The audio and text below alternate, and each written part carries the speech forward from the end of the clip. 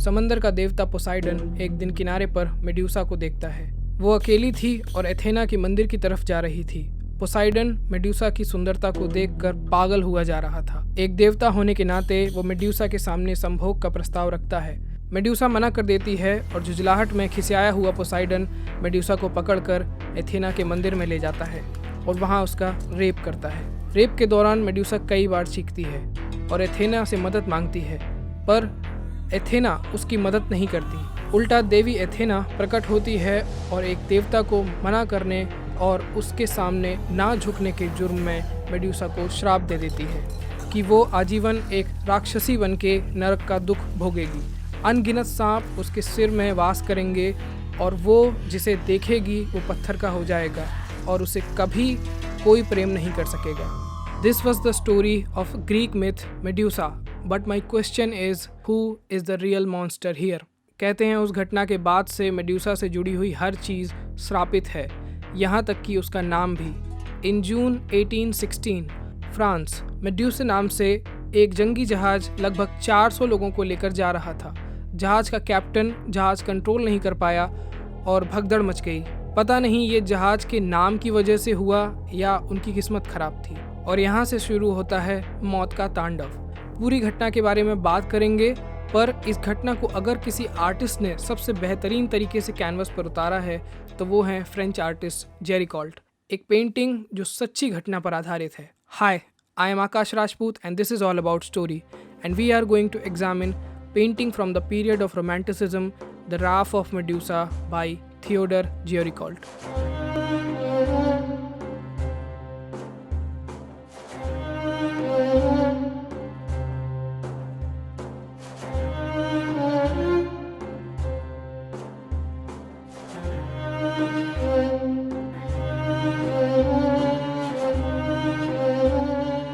अगर हमें सारे इमोशंस एक साथ देखने हों तो मैं कहूँगा राफ ऑफ मेड्यूसा बिल्कुल सही पेंटिंग है जिसमें ये सब एक साथ देखने को मिलता है। Fear, anger, sadness, confusion, hope सब एक साथ हैं। पेंटिंग इस हिस्से तक कैसे पहुँची उसकी एक जर्नी है। मेड्यूसा जो मेन जहाज़ था, जब वो डूबने लगा तब दो गुट बन गए। नाव जिस पर अमीर और पैसे वाला वर्ग था यानी मोनार्किस्ट, वो उतर गए। वहीं मजदूर, गरीब और गुलाम वर्ग, उन्हें राफ्ट बनानी पड़ी। 250 लोग नाव पर थे और लगभग 150 लोग, एग्जैक्ट नंबर इज़ 147, वो राफ्ट पर थे। राफ्ट को चलाना आसान नहीं था तो तय किया गया कि नाव आगे चलेगी और रस्सी के सहारे राफ्ट को खींच लेंगे। पर इस बीच रास्ते में ऑफिसर ने रस्सी काट दी और 150 लोग बिना खाना पानी के एक राफ्ट पर फंस गए। पहली नाव को तो बचा लिया गया क्योंकि उसमें अपर क्लास के लोग थे, पर दूसरा बेड़ा, उसे कोई पूछने नहीं आया। We all know that death is a universal fear. Nearly everyone on this planet fears death. कहते हैं मौत आने वाली हो और इंसान को ये बात पता चल जाए तो 6 सेकंड में उसकी आंखों के सामने उसकी पूरी ज़िंदगी घूम जाती है। पर तब क्या होगा जब मरने वाला अकेला ना हो? एक संभावना ये है कि चलो सब मर रहे हैं तो साथ मिल जाएगा। भेड़ चाल में तो जहर भी अमृत लगता है। लेकिन बचने की ज़रा सी भी संभावना हो या उम्मीद हो, क्या तब भी इंसान का खूंखार बर्ताव, उसकी जिंदा बचे रहने की लालसा, क्या वो कभी बाहर नहीं आएगी?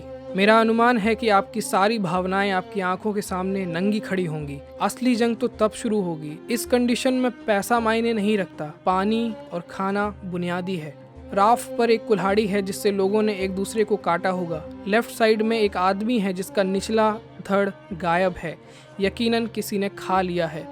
एक पिता जो सदमे में है क्योंकि उसका बेटा नहीं रहा।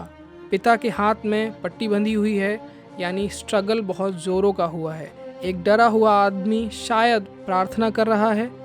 3 लोग मिलकर एक गुलाम जिसकी चमड़ी काली है उसको ऊपर उठाए हैं, जो कपड़ा लहरा रहा है, इस उम्मीद में कि दूर एक जहाज़ उन्हें देख ले।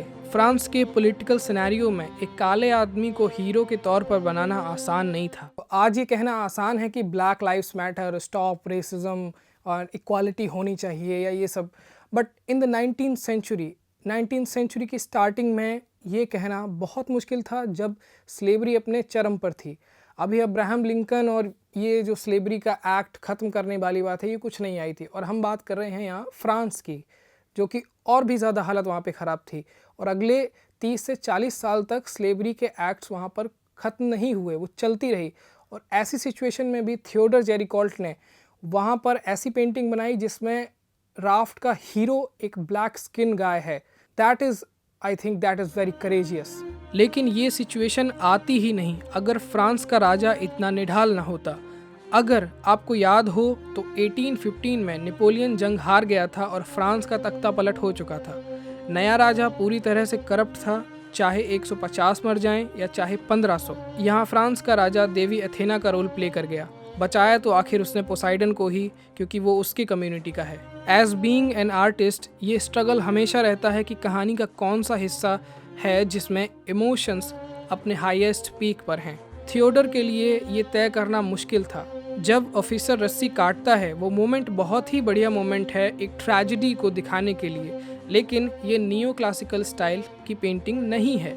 मेरे पिछले वीडियो डेथ ऑफ मराठ में मैंने नियो क्लासिसिज्म की बात की है। वो नियो क्लासिकल स्टाइल में बनी हुई पेंटिंग है, उसमें ट्रेजेडी है ड्रामा स्टाइल में। वहीं राफ ऑफ मेड्यूसा रोमांटिसिज्म में बनी हुई पेंटिंग है, यानी चाहे कितनी भी बड़ी ट्रेजेडी हो, होप एंड हेरोइज्म यहाँ मिलेगा।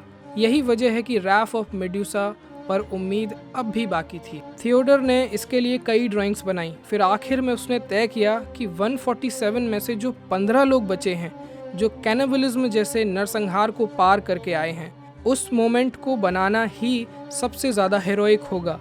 और जेरिकॉल्ट ने सिर्फ इतना ही नहीं किया, उसने एक्चुअल डेड बॉडीज़ की स्टडी की। वो उन सर्वाइवर्स से मिला जाके, उनके लाइव स्केचेस किए, उनका पूरा अनुभव जानने के बाद तब उसने पेंटिंग पर काम शुरू किया। राफ्ट में जो सर्वाइवर बच जाता है वो कहानी बताता है कि शुरुआत के 4 दिन सबसे मुश्किल थे। 147 में से सिर्फ 67 लोग 67 बचे थे और आखिरी के दिन तक सिर्फ 15 लोगों ने अपने दोस्तों को मारा, उनका मांस खाया। हम सब राफ्ट पर राक्षस बन गए थे। ऐसा लगा जैसे मेड्यूसा का श्राप लगा है हमें। गर्निका पर जो मैंने वीडियो बनाया है उसमें मैंने ट्रायंगुलर स्ट्रक्चर यानी कि क्लासिकल स्ट्रक्चर की बात की है, जो कि पेंटिंग को स्टेबिलिटी देने के लिए यूज़ में लाया जाता था। वहीं थियोडर जेरिकॉल्ट ने क्या किया है कि इस स्ट्रक्चर को थोड़ा नेक्स्ट लेवल पर लेके गए। उन्होंने पेंटिंग में डबल पिरामिड्स का इस्तेमाल किया। डबल पिरामिडिकल स्ट्रक्चर पेंटिंग को बहुत भारी बना देता है। पिरामिड्स ने पूरा कैनवस कवर किया है और नेगेटिव स्पेस बहुत कम है, और पेंटिंग को फ्रंट व्यू से नहीं बल्कि रेयर व्यू से बनाया गया है, यानी कि पीछे से। जैसे वीडियो गेम में होता है, कैरेक्टर पीछे से दिखता है और वो आगे बढ़कर एनवायरनमेंट में घूमता है। मानो आर्टिस्ट कह रहा हो कि तुम भी राफ्ट पर आ जाओ, दूर से मत देखो, इस इंसिडेंट का हिस्सा बनो। चारों तरफ पानी है, तुम कहीं नहीं जा पाओगे। जब थियोडर ने ये पेंटिंग बनाई तब वो 27 साल का था और उसे कोई नहीं जानता था। It is a tragedy that Theodore सिर्फ 32 साल की उम्र में गुजर गया, डिप्रेशन और बीमारी के चलते। अपने जीते जी तो वो अपनी पेंटिंग की प्रसिद्धि और सक्सेस नहीं देख पाया, मरा तो वो गरीबी में ही। I genuinely hate this idea कि मरने के बाद वो फेमस हो गए। किसी भी कलाकार को ये हक नहीं है कि मरने के बाद उसकी पेंटिंग करोड़ों में बिके, क्योंकि उसका क्रेडिट कभी भी आर्टिस्ट को नहीं मिलता है। पर यकीनन थियोडर उन पागल लोगों में से एक था जो अपने वक्त से बहुत आगे थे, समाज के साथ मेल जोल नहीं बिठा पाया और जल्दी गुजर गया, या मैं कहूँ वो समाज ही नकारा था। I am leaving a question for you again, who is the real monster in this story? लोग जो एक नाव पर फंसे और सब नरभक्षी हो गए, या फिर कोई और? आपका क्या नज़रिया है कमेंट्स में बताइएगा ज़रूर। और जो लोग शेयर और सब्सक्राइब नहीं करते उनको तो पता ही है कौन सा दोष है। Thank you.